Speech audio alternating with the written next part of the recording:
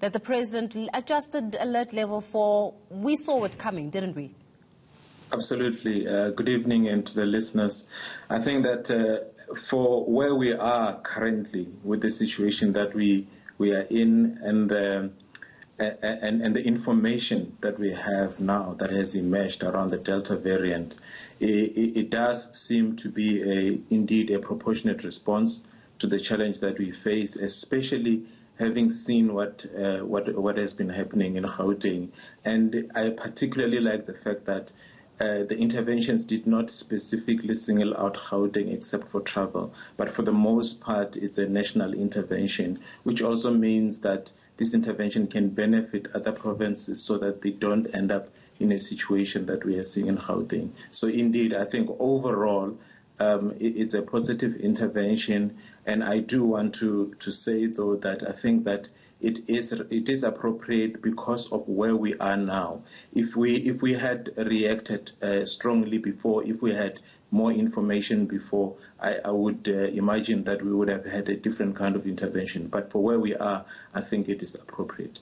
Prof, I get what you're saying, but we knew about the Delta variant, and I spoke to, government officials as well as the MAC about this. We were still allowing travelers from India into our country, despite us seeing what, was looking like a very dire situation in that country. So we had that information, but we still kept our borders open. Was that the right move, though? So I think let's look retrospectively over the past month. If you look, on the 30th of May, we went to level 2, and then on the 14th of June, we went to level 3, which in both instances, you would recall in my discussion with you, Shahan, after the level 3, we knew level 3 was appropriate, but the measures themselves were not adequate. And in both instances, one could deduce that there was an effort leaning much more towards protecting the economy rather than breaking transmission of infection. And I think that what has thrown the spanner in the works from the way things have happened before has really been the evidence around the Delta variant in terms of how it is now spreading. We knew it had arrived in the country, but for the most part previously we knew it only as imported cases rather than community transmission. So the shift from looking at it as important isolated cases that could be contained to the spread in the population and the rate of spread, that has really changed the discussion. And you can see it even in the way the president is talking, and even in the different conversation from different people. People are terrified, including our leaders, and they know that they have to act now in order to protect South Africans. Yeah. Prof, we're speaking here about the much contentious issue around keeping children in school. We know that we're consistently grappling with the realities of having to catch up to a curriculum, ensuring that young people have got adequate learning, especially now that we know that education indeed is unequal. Now we understand that this Delta variant does potentially pose a threat to even the younger people and the children in its fact. So when we're looking at the closing down of schools, a conversation and a discussion that came too much, too late, or just in time?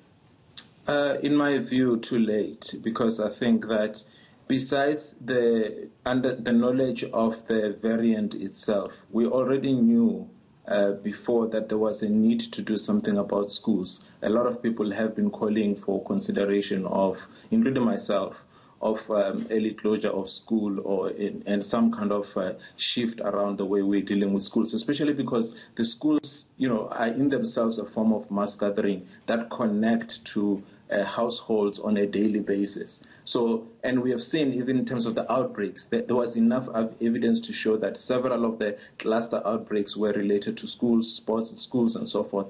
And so I was actually concerned that it was downplayed by the education sector, the problems that existed there.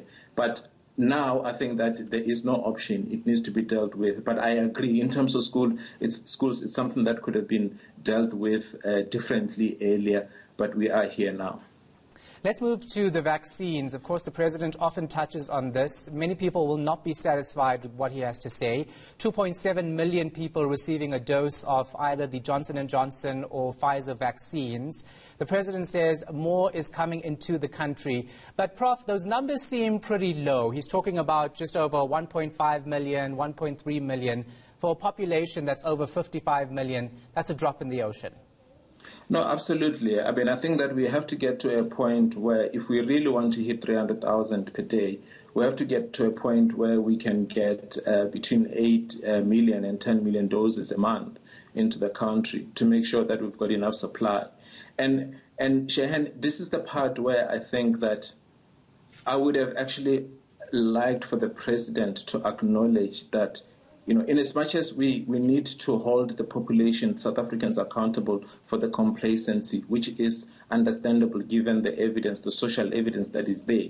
I think this is the part where government needed to also acknowledge some of the failures within government in terms of delivering to the South Africans, because we had really hinged a lot of hope around the vaccination for the longest time in order to help us combat, the third wave. And now we are at this point, we know the vaccines help, but we didn't have enough vaccines. Yes, we can blame supply, we can accept that. There is a part that really is beyond the control of government. But this is the part where I think that, government does need to accept some responsibility for the part that they played in terms of not necessarily providing or ensuring enough supply of vaccines in time or using the doses that we have had previously. Those kind of things are things that in retrospect government could acknowledge as part of leadership limitations. And as part, Prof, of government being able to take accountability for just some of the mishaps that they've faced, as admitted by the President,